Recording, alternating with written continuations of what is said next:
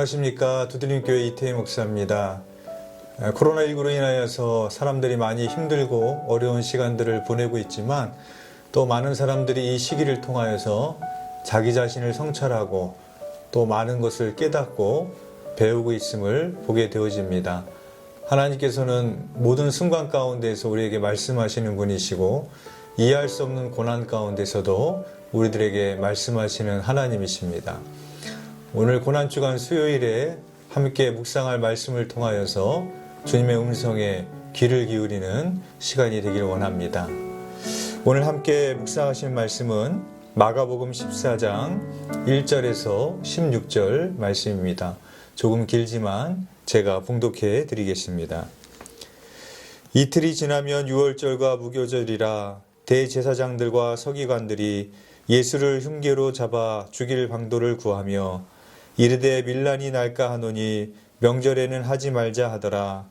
예수께서 베다니 나병 환자 시몬의 집에서 식사하실 때에 한 여자가 매우 값진 향유 곧 순전한 나드 한 옥합을 가지고 와서 그 옥합을 깨트려 예수의 머리에 부으니 어떤 사람들이 화를 내어 서로 말하되 어찌하여 이 향유를 허비하는가. 이 향유를 300데나리온 이상에 팔아 가난한 자들에게 줄 수 있었겠도다 하며 그 여자를 책망하는지라. 예수께서 이르시되 가만두라. 너희가 어찌하여 그를 괴롭게 하느냐. 그가 내게 좋은 일을 하였느니라. 가난한 자들은 항상 너희와 함께 있으니 아무 때라도 원하는 대로 도울 수 있거니와 나는 너희와 항상 함께 있지 아니하리라. 그는 힘을 다하여 내 몸에 향유를 부어 내 장례를 미리 준비하였느니라. 내가 진실로 너희에게 이르노니 온 천하에 어디서든지 복음이 전파되는 곳에는 이 여자가 행한 일도 말하여 그를 기억하리라 하시니라. 12 중에 하나인 가룟 유다가 예수를 넘겨주려고 대제사장들에게 가매 그들이 듣고 기뻐하여 돈을 주기로 약속하니 유다가 예수를 어떻게 넘겨줄까 하고 그 기회를 찾더라. 무교절의 첫날 곧 유월절 양 잡는 날에 제자들이 예수께 여짜오되 우리가 어디로 가서 선생님께서 유월절 음식을 잡수시게 준비하시기를 원하시나이까 하매 예수께서 제자 중에 둘을 보내시며 이르시되 성내로 들어가라.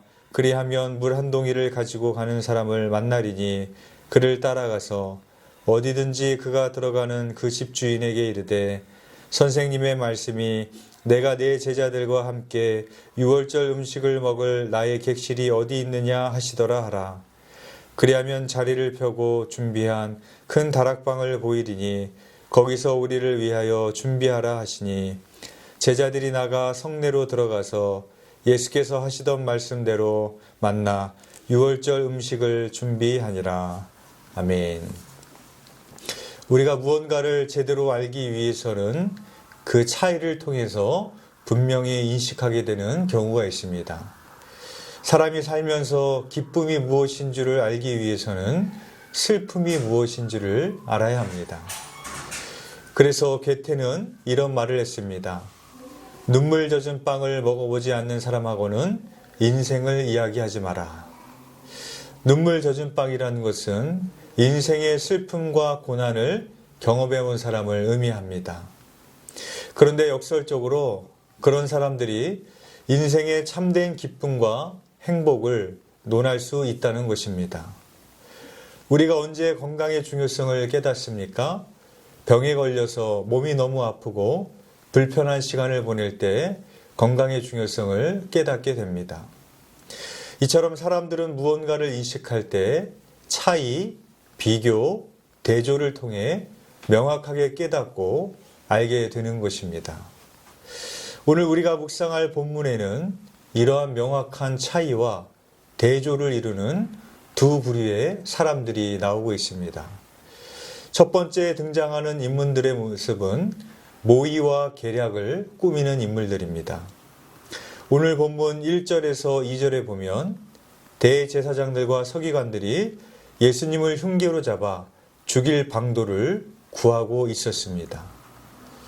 그들이 어디서 모여 있었겠습니까? 성경에 기록하고 있지는 않지만 대제사장의 집이든 어디든 사람들 모르게 비밀스럽게 모였을 것입니다. 왜냐하면 그것은 모의와 계략이기 때문에 사람들에게 드러내놓고 할 수 없었기 때문일 것입니다.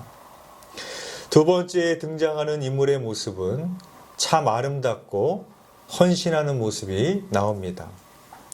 고난주간 예수님의 행적을 살펴보면 고난주간 수요일에는 예수님께서 베다니의 시몬의 집에 머무십니다. 그때 한 여인이 순전한 나드 한 옥합을 가지고 와서 그 옥합을 깨트려 예수님의 머리에 붓습니다. 이 여인은 예수 그리스도에 대한 자기의 사랑과 흠모와 헌신을 표현했습니다. 오늘 본문에서 이 여인에 대한 이야기만 나왔어도 우리에게 많은 감동과 도전을 주었을 것입니다. 그런데 이 여인의 믿음과 헌신이 우리에게 더 잘 인식되는 이유는 극명한 대조와 차이를 이루는 사람들이 나오기 때문인 것입니다. 바로 이 여인의 이야기가 나오기 전에 첫 번째 부류인 대제사장과 서기관들과 그들의 이야기가 앞에 나오고 있습니다. 그들은 무엇을 했습니까? 모의와 계략으로 예수님을 죽일 계획을 세우고 있었습니다. 그리고 이 여인의 이야기 다음에 세 번째로 등장하는 인물은 어떤 모습입니까? 예수님을 은 30에 팔아넘기는 가룟 유다입니다. 가룟 유다는 이 여인의 행위를 칭찬하는 것이 아니라 오히려 책망했습니다. 5절 말씀에 보면 이 향유를 300데나리온 이상에 팔아 가난한 자들에게 줄 수 있었겠도다 하며 그 여자를 책망하는지라. 그 당시 한 데나리온의 가치는 노동자 하루 품삯이었습니다. 그러므로 300데나리온이라는 것은 노동자 1년 연봉에 해당하는 아주 큰 금액이었습니다. 그러니까 이것을 팔아서 가난한 사람들을 도와야지 왜 이것을 낭비하느냐고 책망했다라는 것입니다. 그런데 가룟 유다의 마음에 정말로 가난한 사람을 돕고자 하는 마음이 있어서 한 말이었을까? 그렇지 않다라는 것을 우리는 잘 알고 있습니다. 왜냐하면 가룟 유다가 그 다음에 한 행동을 보면 우리가 알 수 있습니다. 10절에서 11절에 보면 가룟 유다는 예수님을 팔아넘길 기회를 찾고 있었습니다. 그리고 은 30에 예수님을 팔아넘기고 맙니다. 은 30에 예수님을 팔아넘기는 사람이 300데나리온으로 가난한 사람을 도우려고 했을까? 그럴 리 없다라는 것을 우리는 쉽게 알 수 있습니다. 이 여인의 헌신과 믿음이 우리에게 잘 인식될 수 있는 이유는 바로 첫 번째 부류의 사람인 대제사장과 서기관, 그리고 세 번째 부류의 사람인 가룟 유다가 극명한 차이와 대조를 이루고 있기 때문입니다. 그리고 그 다음에 마지막으로 등장하는 네 번째 부류의 사람이 있습니다. 네 번째 등장하는 인물의 모습은 예수님의 길을 준비하기 위하여 순종했던 이름 모를 두 제자입니다. 그 내용이 12절에서 16절에 걸쳐서 나오고 있습니다. 제자들이 예수님께 우리가 어디로 가서 선생님께서 유월절 음식을 잡수시게 준비하시기를 원하시나이까? 라고 묻습니다. 예수님께서 제자 둘을 보내시며 이렇게 말씀하십니다. 너희는 성내로 들어가서 물 한 동이를 가지고 가는 사람을 만나라. 어디든지 그가 들어가는 그 집주인에게 내가 제자들과 유월절 음식을 먹을 객실이 어디 있느냐고 묻는다 해라. 그러면 준비한 큰 다락방을 보이리니 거기서 우리를 위하여 준비하라. 라고 말씀하십니다. 여기서 또 두 부류의 사람이 대조를 이루고 있습니다.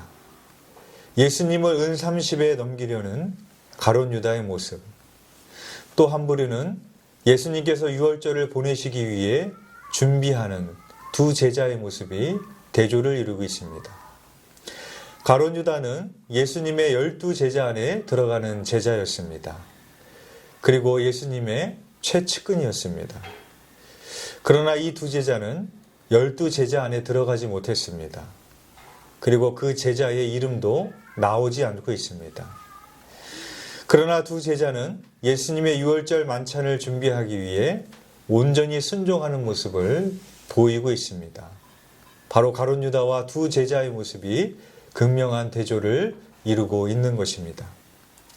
다시 종합해 보면 첫 번째 불의의 사람들, 대제사장과 서기관, 두 번째 불의의 사람, 옥합을 깨트린 여인과 극명한 대조를 이루고 있습니다. 두 번째 불의의 사람인 옥합을 깨트린 여인과 세 번째 불의의 사람인 은 30에 예수님을 팔아넘긴 가룟 유다가 대조를 이루고 있습니다.